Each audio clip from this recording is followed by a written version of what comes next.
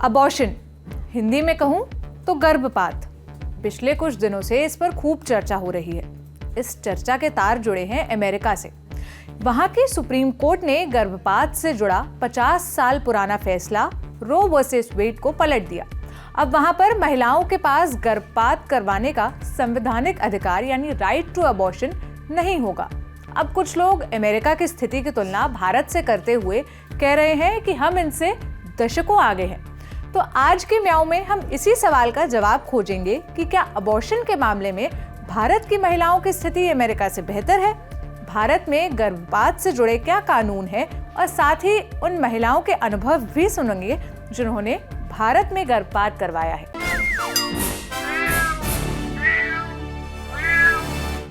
हाय, मेरा नाम है सोनल और आप देख रहे हैं ऑर्डिनरी की स्पेशल सीरीज म्याऊं। बात है साल 1971 की। अमेरिका में रो जेन नाम की एक महिला ने कोर्ट का दरवाजा खटखटाया था।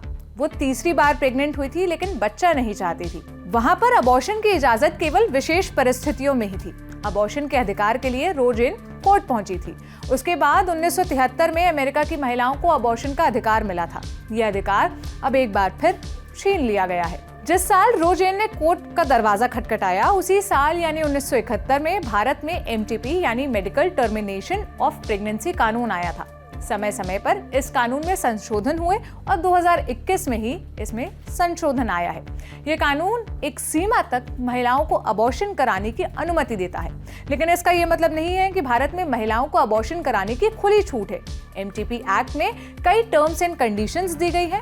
अगर आपका कारण उस क्राइटेरिया को पूरा करता है तब ही आप गर्भपात करा पाएंगी। अब जरा वो टर्म्स एंड कंडीशन समझ लेते हैं जिसके दायरे में एक महिला अबॉर्शन करवा सकती है। एमटीपी एक्ट में अबॉर्शन राइट्स को 3 कैटेगरी में डिवाइड किया गया है। सबसे पहली कैटेगरी प्रेगनेंसी के 0 से 20 हफ्ते तक अबॉर्शन के लिए। अगर कोई महिला मां बनने के लिए मानसिक तौर पर तैयार नहीं है, अगर कॉन्ट्रासेप्टिव मेथड या डिवाइस फेल हो गया और ना चाहते हुए महिला प्रेग्नेंट हो गई, तब वो गर्भपात करा सकती है। अबॉर्शन एक रजिस्टर्ड डॉक्टर द्वारा होना जरूरी है। नंबर 2, प्रेगनेंसी के 20 से 24 हफ्ते तक अबॉर्शन के लिए। अगर मां या बच्चे की मानसिक या शारीरिक स्वास्थ्य को किसी भी तरह का खतरा है, तब महिला गर्भपात करा सकती है। इसके लिए अबॉर्शन के दौरान 2 रजिस्टर्ड डॉक्टर्स का होना जरूरी है। प्रेगनेंसी के 24 हफ्ते बाद अबॉर्शन के लिए यदि महिला रेप का शिकार हुई है और उस वजह से प्रेग्नेंट हुई है, तब वो प्रेगनेंसी के 24 हफ्ते बाद भी अबॉर्शन करवा सकती है। यदि महिला विकलांग है, तब वह 24 हफ्ते बाद भी गर्भपात की मांग कर सकती है। यदि बच्चे के जीवित बचने के चांस कम है या प्रेगनेंसी की वजह से मां की जान को खतरा हो, तब भी वो इसका उपयोग कर सकती है।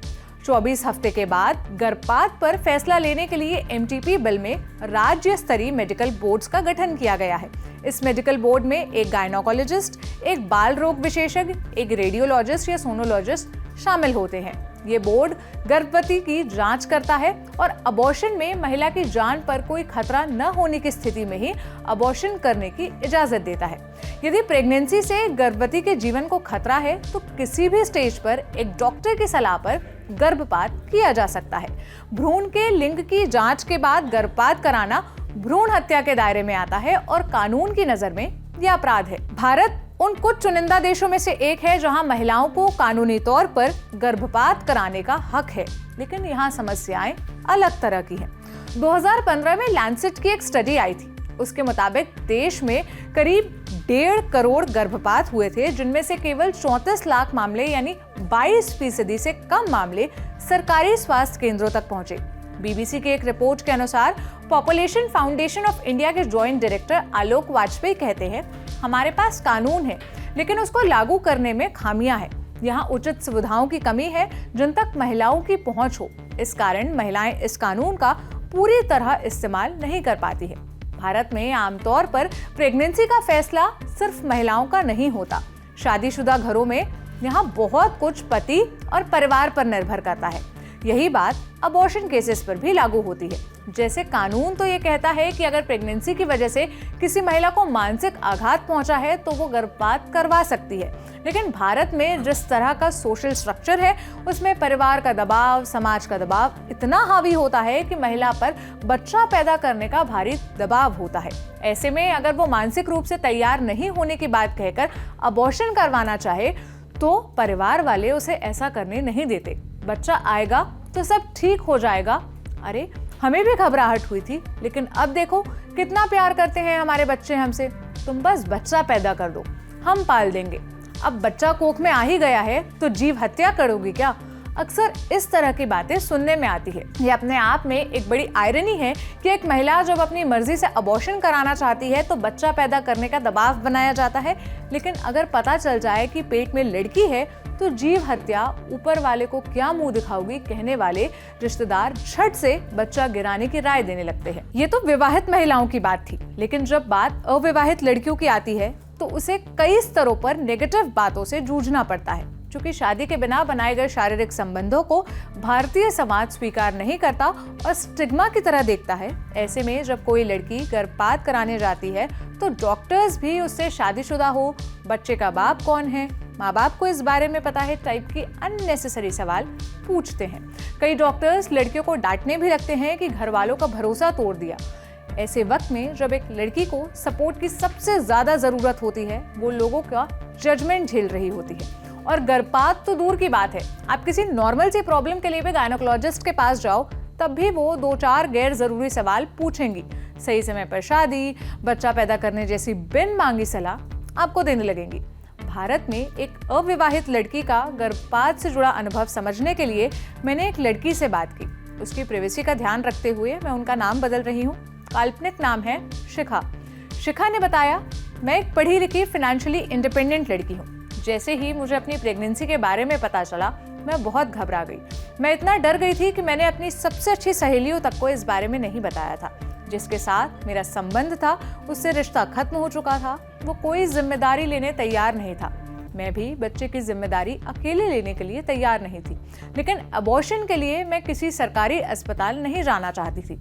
मैंने आसपास के प्राइवेट सेंटर और अस्पतालों में कॉल किया। जैसे ही उन्हें पता चलता कि मैं अनमैरिड लड़की हूँ और अनचाही प्रेगनेंसी से निजात पाना चाहती हूँ तो वो पैसे ऐंठने की स्कीमें बताने लगते। एक दिन का 25,000।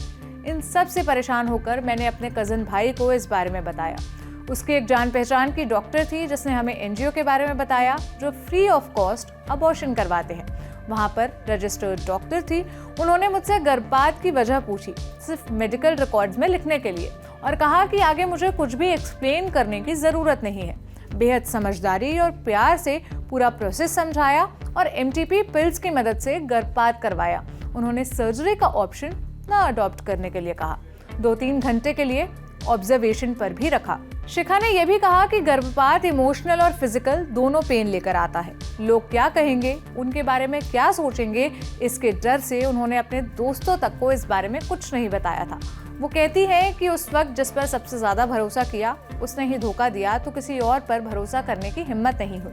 पर उस बारे में बताना चाहिए था, बात करनी चाहिए थी, ताकि कोई मेरे साथ हाथ पकड़कर अस्पताल तक जाता, कोई सहेली दर्द में साथ रहती। पर इसके अराउंड इतना स्टिग्मा है कि लड़कियां खुद ही मानने लगती हैं कि उनसे कोई गलती हुई हो। शिखा का कहना है कि आज भी बहुत से लोगों को नहीं पता कि भारत में अबॉर्शन लीगल है और इसके लीगल होने का फायदा लोगों को नहीं मिल रहा क्योंकि रिसोर्सेज और जानकारी उन तक नहीं पहुंच रही। गाँव में तो हाल बहुत बुरा है। पपीता खाकर या गर्म चीजें खाने से गर्भपात होता है टाइप के मिथ फैले हुए हैं। वहाँ पर सुविधाओं के अभाव में लोग अनसेफ अबॉर्शन का रास्ता अपनाते हैं, घर में ही गर्भपात करने की कोशिश करते हैं। लेकिन वापस लौटते हैं उसी सवाल पर जिससे हमने शुरू किया था, अबॉर्शन के मामले में इंडिया अमेरिका से आगे है? जवाब होगा हाँ। यहाँ का कानून महिलाओं को ये फैसला लेने का हक देता है कि बच्चा रखना चाहती हैं वो या नहीं, लेकिन वजह फैमिली प्लानिंग वाली है, एक औरत का उसके शरीर पर अधिकार वाली नहीं।